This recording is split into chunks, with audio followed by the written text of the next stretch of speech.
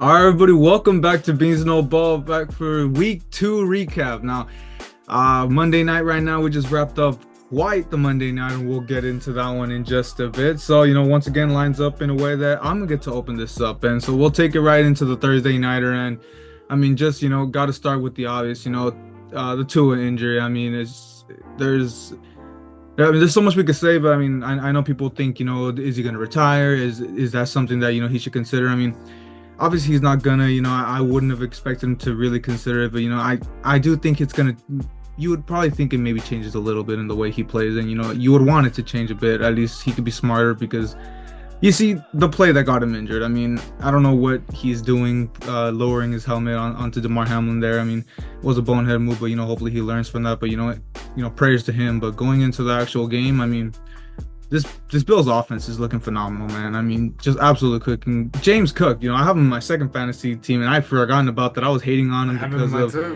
believe, just the parlays. I think I was a bit annoyed about it, but I mean, yeah, I mean, 3 touchdowns, just a phenomenal game for him. Josh Allen's kind of looking back in a rhythm.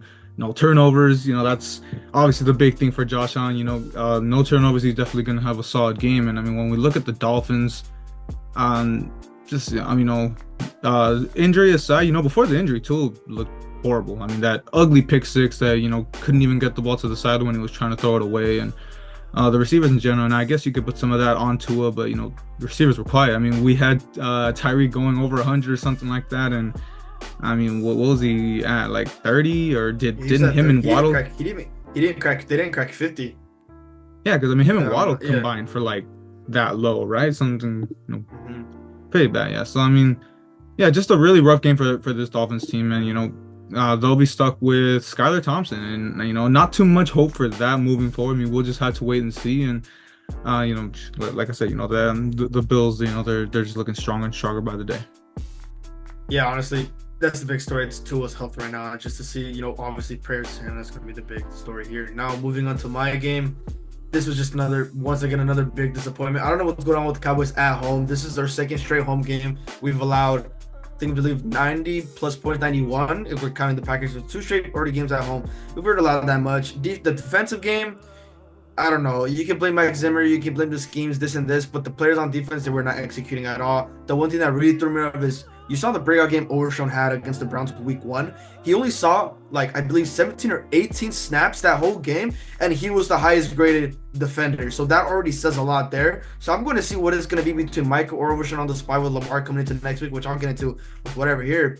This offense, though, for the most part, it was clicking towards the beginning. Sure, they weren't finishing in the red zone, and once again, that's another issue with the Cowboys on offense. They can't finish in the red zone and setting for those field goals, right? If they were getting the touchdowns early on in the game, this probably would have been a dogfight between both these two teams, with how the defense was just letting them score and just everything going on. The run game with the Dallas Cowboys, it's still horrible. Rico and Zeke, they combined for, I think, like 50, 60 yards, so that's already a really big loss there. Dak had a good game, but people, the box score Warriors specifically, who didn't see the game, they're going to look at this stats and they're going to go up for the interceptions. First interception, Jalen Brooks slipped, and it was a nice thrown ball, would have been a nice yardage. Second pick, though, that was Dak's fault. He forced it a CD when he had Turpin and I think Schoonmaker open. But all around, this was just a very horrible executed game from this Dallas Cowboys team, man. A lot's going to have to change, specifically that offense. They got to open up the playbook more. A lot of explosive plays. That's exactly what the Saints were doing on offense. Explosive plays every single drive. They scored on cars every single drive, except for the picky throw. But statistically, for 14 drives for the Saints, all the scores here. It's a lot of fixes to do with the Cowboys and the Saints. They look legit, but again, still early on in the season. I still want to wait maybe 2-3 more games to see how the Saints do. Yeah, man, it's crazy. Right when I start singing my praises for Mike Zimmer's defense, it just all seems to go to shit. So, I mean, we'll see. Like you said, a very big game against the Ravens coming up, and we'll definitely get into that a lot more in Bean Talk. But moving back a little more into the Sunday slate, and another, I guess you could call this an upset. I mean, to many, probably not. Another playoff rematch with the Buccaneers and the Lions. And look, I wasn't as high with the Buccaneers, and they're proving me wrong day by day. With Baker Mayfield, just had I wouldn't say he had a phenomenal performance by any means, but he managed this game phenomenally. We see this offense just absolutely cooking. Mike Evans, obviously he did his thing, and biggest proponent in this offense was Chris Godwin. I mean, just Starting to look like that Chris Godwin of old that we've kind of been missing. He's kind of looked like he lost a step, and definitely was a really big part of this offense today. The defense, by far, I think is what it's telling us a lot. Without Antoine Winfield Jr. to still the game sealing Lions drive that it was a fourth down stop, if I'm not mistaken. And I mean, it's just really showing, the strength of this defense. Something that, again, losing a big piece like Carlton Davis, I thought was gonna really be a big struggle for the secondary that was already struggling. And they're looking solid. They're looking like they're not missing steps just against this really phenomenal Lions offense. And I have a lot to talk about the Lions as well. I mean, we see, does this say more about the actual performance about the Lions? Because that game against the Rams is not looking as good as I'm going to get into in a little bit. I mean, Jared Goff looked pretty lackluster in this game. And I mean, the one silver lining I can say, I mean, Aiden Hutchinson, I mean, wow, I mean, 4.5 sacks, a forced fumble. I mean, that was what kept the Lions in this game. That defense, starting to they were holding it down for their own part. And I guess it was good to see Amon-Ra kind of getting into it after a very slow game in week 1. And I think there's just a lot of questions to ask for. is Jared Goff going to be able to sustain it for this season? But I wouldn't be too scared for the Lions. This is a good Bucks team, but there are questions coming up after a performance like this. Yeah, it's very lackluster performance for the Lions, but again, gotta be happy for Baker. It looks like the Bucks, really a sleeper team to look into this NFC coming into the next couple of weeks. Now, moving on to the next game, which is probably one of my disappointments coming to this game, and the Colts. Now, let's get started specifically with Anthony Richardson. This whole game, he really wasn't getting going in the past game. I mean, 3 interceptions. I mean, this Packers defense had him on lock for literally majority of not even majority, the whole game. And this Packers defense really stepped up, especially, you would expect to play a little harder, especially with the absence of Jordan Love, and Malik Willis somehow managed to get the win here and there. But still overall good for the Packers to kind of keep them alive while Jordan Love still remains imminent there. But Josh Jacobs really getting going on the run game. That's exactly one of the reasons why the Packers that were in this game, why Malik Willis wasn't getting a lot of pressure on him. And Josh Jacobs, he really was getting it all. 151 yards. Didn't crack a TD though, but that's still okay. The run game was going for this Packers team, and it was slowing down it was really slowing down the Colts defense as a whole here. It was a defensive game majority of the whole game as well, but I'm starting to see a little glimpse of Anthony Richardson to see if, if my take on him is going to be a little, I guess, incorrect there, because he was looking really iffy. He was missing targets. The past game, everything else. I mean, Alec Pierce was his main receiver. Pittman wasn't getting active at all whatsoever, but I can't really blame everything on them there. It's just a scheme that we're running here, but it's just time to tell to see what's going to happen with Anthony Richardson. He's going to pick up after this game. Yeah, and we could obviously tell, he's still pretty raw. We're still seeing, like we said, those rookie mistakes. This is kind of his rookie year. There are things that we would love to see him grow, but there's going to be these mistakes, and little by little he's going to get them out of his system, and I wouldn't be too worried about him just yet. But we do want to see him get that out of his system. Now we'll move it into the Jets and the Titans, and this, I mean, 2 teams off a pretty weak start in week 1. I mean, I will say, for the Jets, a win's a win. They needed this. Aaron Rodgers' first win as a Jet, huge for that. But I mean, this offense looked really stale. Apart from Braylon Allen, absolutely having a day. I think there's a lot to be desired with Aaron Rodgers, and we're not gonna come on and just say like, oh, he lost a step and all that stuff. But I mean, to only go for 176, barely completing a little over half of his pass attempts. You got those 2 touchdowns. There was that nice throw to Breece Hall that obviously. That's the thing with this Jets team. Since last week and this week, you're seeing glimpses, but you're not seeing as much. Garrett Wilson obviously had a slow game. Just a lot more that I would like to see from this Jets team. And for the Titans, I mean, Will Levis is looking concerning. I have to say, I had a lot of hope for him, but another bonehead turnover in this game. Brian Callahan's already looking pretty fed up with him, which I cannot blame him. And it's just, I mean, look, there's gonna be questions. There's no one really to back him up. I don't know who their backup is right now, but there's gonna be definite questions. I mean, the one positive I can say, Calvin Ridley, he does look like a silver line, worth the contract, that's to be determined, but it does seem like a smart pickup for this Titans team. Probably not worth that money, but he's definitely looking like at least once Will Levis can put this together, that can be a very formidable duo.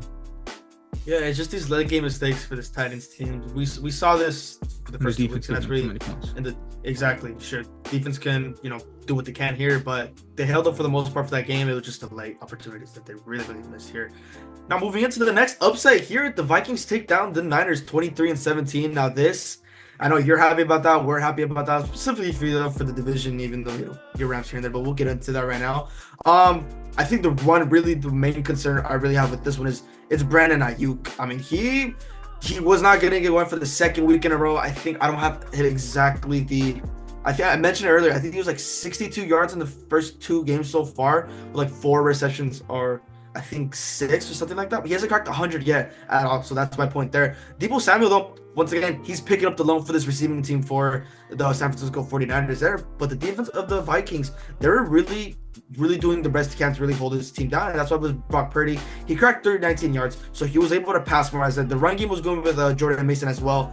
But the pressure getting to Brock Purdy, and that's the one thing I've always been saying, get to Purdy's face late in the game or early on in the game. He's going to struggle in the pass game. Sure, statistically wise, he had a good game on the pass game, right? But the defense of the Vikings, they really came in clutch here. And Sam Darnold, I'm really happy for him, really succeeding with this Vikings team right now. He left Carolina, and he's already having a really great year so far early on. And then same with Justin Jefferson too, with that really one big bomb that pretty much solidified the whole game, 133 yards. I believe he did get injured. I'm not sure about the status. Getting hurt on the same play, obviously players to them. Yeah, obviously. I don't know the status of Jefferson, but I believe he's going to be good for next week. I could get fact checked on that. But this Vikings team really able to take down this Niners team, and a lot of concerns coming for the Niners. Yeah, I think I saw Jefferson himself said he's not missing time on this injury, so that's obviously great to see. But I mean, yeah, definitely concerns for this Niners team. Just seeing, Aiyuk having struggles, and that run game is not struggling without McCaffrey. But we do see Deebo Samuel, he's going to be out a couple weeks, so we'll see how Purdy's going to do without his weapons, of course. But yeah, we'll move it. Keeping it in my division, the Seahawks and the Patriots. I mean, a great game. Obviously, none of us were expecting this. Seemed to be an afterthought, and to see this game go into overtime. I mean, I haven't actually mentioned this. I was in Arizona at the time, so I was very minorly looking at these games. I randomly see the Patriots being up most in this game, and was a surprise to me, but the Seahawks kept fighting back. And the one thing I can say, the Seahawks offense is definitely waking up going into week 2. Geno Smith, really good game. I mean, 327 yards, only 1 touchdown, sure, but I mean, just really picking up little by little. I guess he showed glimpses of that 2022 season that we obviously saw, and then big reason being his top 2 receivers showed out. DK and JSN looked phenomenal. I mean, DK specifically, 10 catches for 129 yards and a touchdown. That touchdown being for 56 yards, if I'm not mistaken. Just, look. Jason, cracked the 100. Yeah, that's what I'm trying to say. Yeah. So, regardless, the wide receiver duo just went off, and I will say, for the Patriots, Christian Gonzalez, it was an iffy game for him. He was on DK half the time, so he didn't really get burned too much. I think it was Kyle Duggar that made the mistake on the long touchdown for. They did put up Gonzo's stats. He was pretty locked down most of the game. He kept him in check. That was the one thing. As much as he was on DK, he didn't give up the big play, which is a good thing. So I'm still loving what I'm seeing for Gonzalez, and the defense overall, which sure, this I guess shows glimpses of that Rams game last week, that holding it in there and eventually losing it in OT, but we're seeing really good glimpses with this Patriots team, and I think this defense specifically definitely could be one to watch moving forward. Yeah, both these teams really showed a lot of glimpses. Geno's finally getting a little comfortable, more accustomed. Same with the Patriots. It just all depends on Brissett once again. And Gonzo will throw out there. Probably going to be a sleeper pick for Defensive Player of the Year, just the way he's been rocking. We'll see. Playing so far for the first 2 games. Now moving on to another nice rivalry, the NFC East, the Washington Commanders and the Giants team. Now, a lot of people thought it was going to be a pretty boring game, but for the most part, it was getting a little bit active towards the second half. I mean, Daniel Jones, he had a good game. Let's be wrong. He had a good game there, but I still have my doubts on Daniel Jones. I know a lot of people do there, but look, he tried getting it done. Same with Malik Neighbors. Malik, great game, but the story of him dropping that one pass, I believe I didn't see the play because red zone was switching out from there. But he did have a crucial drop, which On probably fourth would have down, solidified. yeah. Yeah, so it was fourth down. Thank you. That probably would have solidified the Giants win here. But honestly, this Giants team, they played their heart out, but still a lot of concerns coming into the defense. They did what they could against this Commanders team, but when we're looking at the Commanders, Jaden Daniels, he looked really comfortable in the pass game. I mean, he cracked 226, specifically with the run game, also helping adjust Brian Robinson getting 133. So he had a lot of help, but he's seeing him play. He's finally getting a little bit more comfortable. He's getting adjusted in the pass game. So that's really a lot of good signs to see there. But both these defenses, they're pretty much on their heels for the most part of the game. It's just the Malik Neighbors drop. That was pretty much the game changer there. And the Commanders, they were just driving down. Brian Robinson rushing down to get that game-winning field goal. So really good win for this Commanders team here. As for the Giants, again, it all depends on Daniel Jones. Yeah, I mean, my main thing here is, Jaden Daniels still looking like the best rookie quarterback out of this bunch. I mean, it's nothing, groundbreaking for sure, but in a pretty weak offense, we're definitely seeing a lot of great flashes, and he's definitely looking like that future franchise quarterback for this Commanders team. And moving into another young quarterback and another young struggling quarterback, and the Chargers and the Panthers.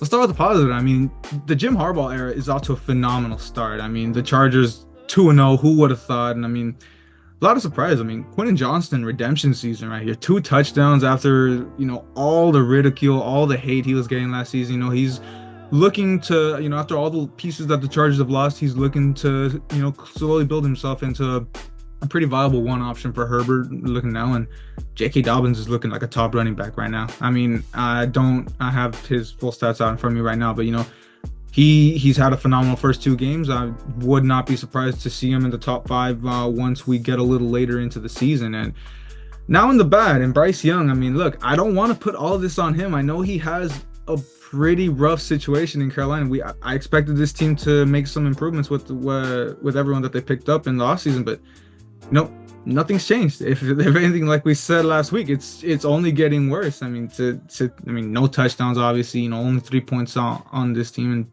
he just got benched for Andy Dalton. So, obviously, the one thing we can think, it is the drawbacks of starting your new franchise quarterback too early when you're not ready for them, and that's why we see the Patriots waiting on Drake May so much. And I'd love to see some development from Bryce, but it's just, I mean, he looks scared back there. He doesn't look ready still. Yeah, it's really unfortunate for Bryce Young. I am starting to feel for him, but just the scenario he was put into this Carolina Panthers team, it really sucks. And we're gonna see with Darnold starting, it's gonna show a lot to see if it's really the quarterback play or the team in general. So that's really one game to really look out for next week. Now moving on with the Browns and Jaguars, Trevor Lawrence once again. I honestly, I still don't see anything from him that's really changing my mind here. I mean, look, when we're looking at the Dolphins game, he really wasn't clicking. He had the glimpses to kind of get him into the game, but just the late chokes, it's what's really getting him. And in this game, it was a close game, literally, for the entirety of the 4 quarters. But the Browns just got the little upper edge here, especially I think it was the safety. I believe that the Browns defense forced. I could get fact checked on that. I know I saw it there, but I think that was one of the really changes of the game here, and it just shows a lot to show. Sure, Deshaun Watson, he didn't have necessarily a great game in the passing, but the field goals is what pretty much got him. Shout out Dustin Hopkins for the 3, so that kind of got them to lead most of it there. But it was really just the defensive play for this Browns team. This defense was really on their heels against Jaguars and trying to get Trevor Lawrence to not really put up as much as he needs here. I mean, look, he got 220. But it didn't matter. Specifically with the run game, sure, Etienne got them with a touchdown of 52 yards, but it was no help whatsoever. A bright spot, at least for the Jaguars, Brian Thomas is looking good. Sure, he only had 2 catches, but they're for 94 yards, and they were big plays to kind of solidify them to kind of get into winning position there. But other than that, this receiving court, it's looking pretty decent. But to me, it's just Trevor Lawrence, and that's the one thing that's really going to hold this Jaguars team back once again. Yeah, and I mean, for the Browns, it was just an ugly win, right? I mean, just not much to say. I haven't peeped this game much, just because I know I wasn't going to really talk about it. But, I mean, Deshaun Watson, pretty mediocre showing, no touchdowns. But, like I said, a win's a win, and, it's something that they can build towards. Obviously, they got a really tough division themselves. And now let's get into my game. As I said, I made the trip in one day, 10-hour round trip drive to down to Arizona, down to Glendale to watch my Rams take on the Cardinals. And I mean, let's get into it.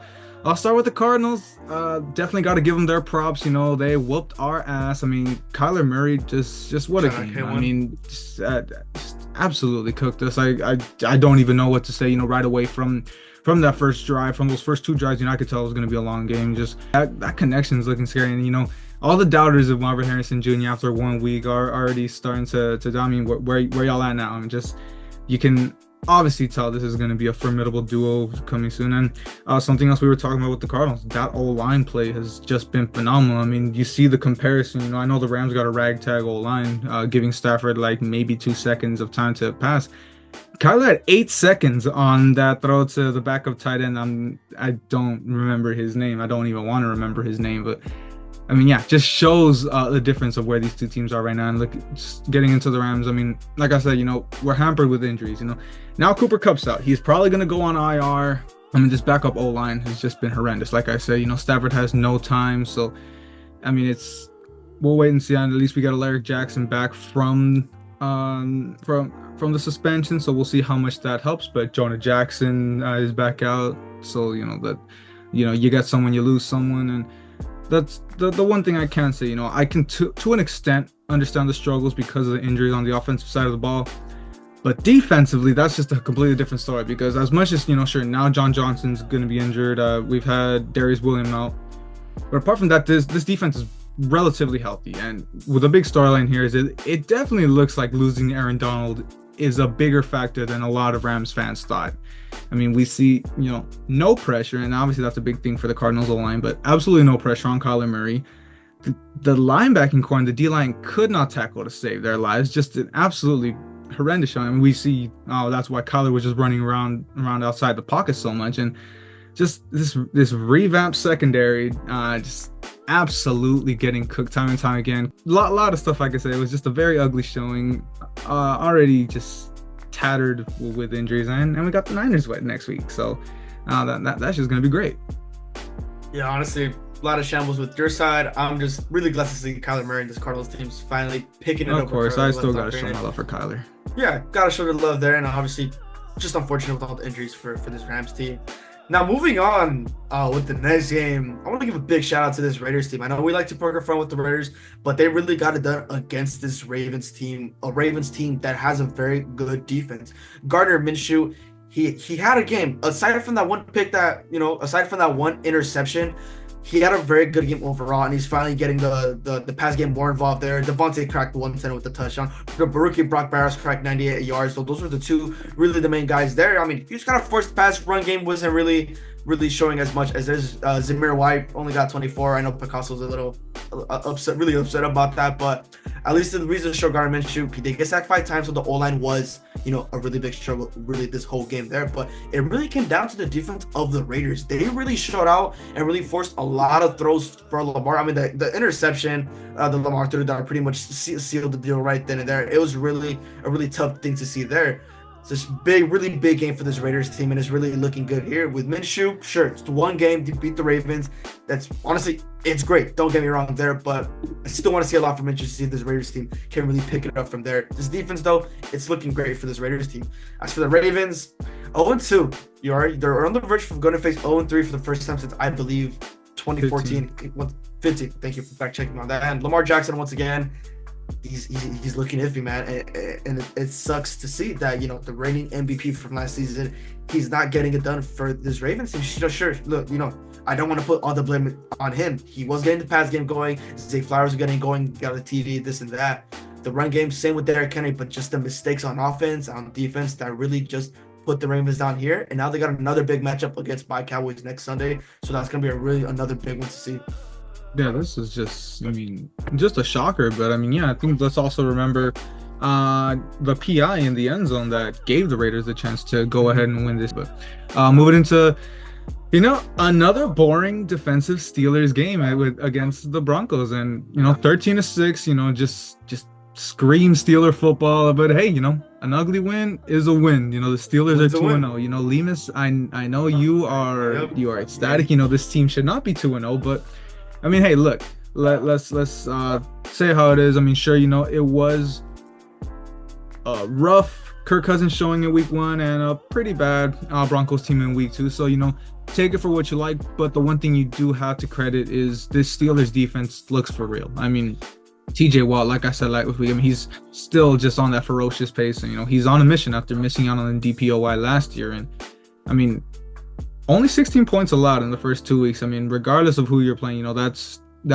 something to obviously not scoff at. So, I'm definitely, keeping an eye on this Steelers defense. And, as for the Broncos, I mean, look, Bo Nix, once again, Carbs is celebrating seeing his demise, his early demise, I guess. And yeah. I mean, look, the Broncos are setting him up for failure. I mean, no help whatsoever. I guess every time the Broncos lose, I'm gonna repeat this, but it's true. I mean, right now, we see Bo Nix being the leading rusher with 25 yards. I mean, that's a big tell in itself. With the struggles of this Broncos team, and it's gonna be a long season for Denver, and unless something schematically gets fixed, Bo Nix is gonna continue to struggle. Yeah, and it's like what I said about the Steelers team. Looking at this team, it's their defense that's really the backbone of this whole team. And with TJ Watt being the anchor of that whole thing, kind of going to be the big reason why the Steelers go. But still on offense with the adjustments, Justin Fields, he's got to get more comfortable in the passing game. That's literally all I gotta say for the Steelers team. Now moving on to the next game, call it controversial all you want here, but I'll get into that in a bit. The Chiefs, once again, they take down the Bengals, and Joe Burrow, whatever wants to look. Joe Burrow has the winning record against Mahomes. I believe now he's 3-2. Once again, I can't fact check. I'm not really familiar with the statistic, but this time Mahomes really got away with it. And I want to talk about Mahomes first. He's looking iffy in the pass game. I mean, he's at 150 yards. I think he didn't even crack 200 in week 1 if I'm not too really forgot about that, but he's looking a little rusty in the pass game, especially with the 2 interceptions that he's been throwing here, and that's something to say there. But the one thing I do like, Rashee Rice, my guy, been supporting him since last season. Once again, another good game. But other than Rice, this whole receiving core really wasn't up to date. I mean, Justin Watson, that was the next big guy for 22 yards, but other than Rashid, the receiving core, it's not looking good, specifically with Travis Kelce. He's been washed, but once again, it's going to be all overshadowed because they're 2-0. They're winning. Now, the one thing that's going to really take a big hit for KC is the run game. Isaiah Pacheco, he hit for 90, but he's going to be without some time now with an injury that they had updated 6 to 8 weeks with an injury. So that run game, it's going to be iffy. They bring back Kareem Hunt, though. I mean, not yet. They're bringing him for a workout tomorrow, Tuesday. Oh, today, technically. But they are bringing him for a workout, and honestly, they're probably going to sign him there. So, familiar phrase, he's familiar with the system, so that could be a good sign there. And as for the Bengals, we know what happened. The PI that pretty much solidified the Chiefs win. Look, call it all you want. Chiefs defender got there a little early, and you just got to look at it. I know the refs been helping the Chiefs a lot, but the defender got there early. Like, let's be real here. No, yeah, I don't want to cut you off. I think the main reason, do the Chiefs get a lot of calls? Yeah, but but I mean, let's see why. This Chiefs, my mistake. This Chiefs offense is so high power. The defenses are scared of Mahomes, and sometimes they make mistakes, and that's why they're getting all of these calls. Yeah, don't get me wrong. There were a lot of missed calls though against the Bengals that weren't called because of the Chiefs, but that play specifically, let's be real, it was a PI. So from there you can go forward, but once again, Bengals started 0-2. Joe Burrow, like we said, first 4 weeks of Burrow, it's not looking good once again. Of course, like we said, that taxes on the Bengals starting 0-2, but that wraps up the afternoon slate, moving into the Sunday nighter. And I mean, I got to peep this one a little bit throughout the drive. I mean, all I will say, Bears Texans. I mean, CJ Stroud looked like a little bit more of a struggle in this game. I mean, only one touchdown. Did go for his nice over 200, but yeah, from what I'm seeing, the Bears defense, still looking, as formidable as they did last week.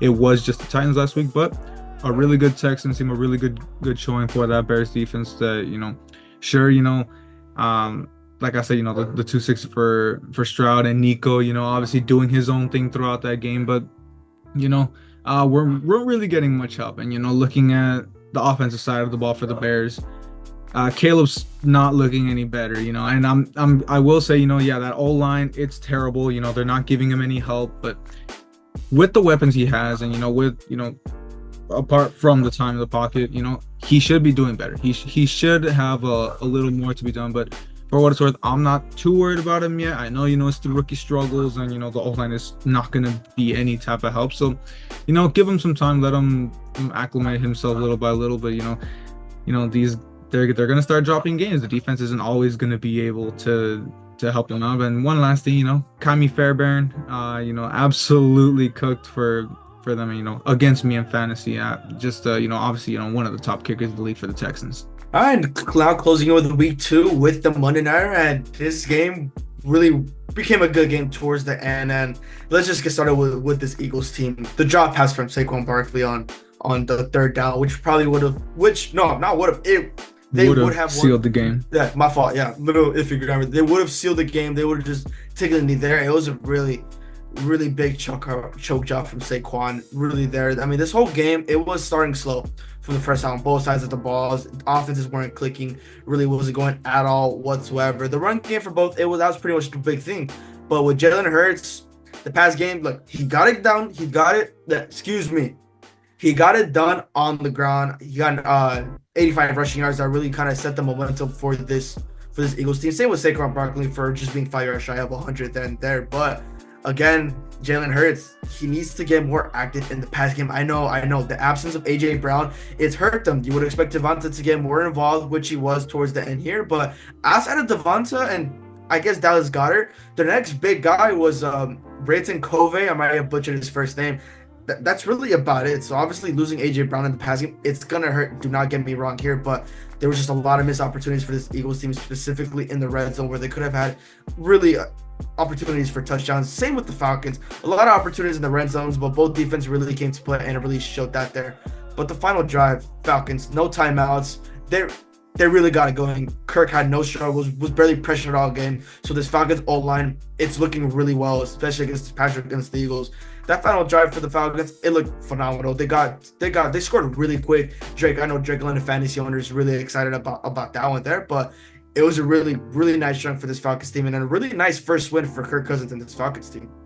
Yeah, I know we both benched Drake London in 2 of our second leagues, so I did. That's gonna be it's a little issue for the 2 of us. But yeah, phenomenal win for the Falcons, especially after such a poor showing, and some definite questions for the Eagles after another late game meltdown. Definitely don't want that to be another issue this season. But yeah, that's gonna wrap it up for our week 2 recap. Christian, you 2 owed me on our disagreements in this week. Don't remember the full overall record, but yeah, you're up by 1 now on me. So let's see how week 3 goes on. Hopefully I can get a little better. Hopefully I actually have more disagreements. Had very little last week, but yeah, next up, hope you guys can come back and join us for Bean Talk 15 this Thursday.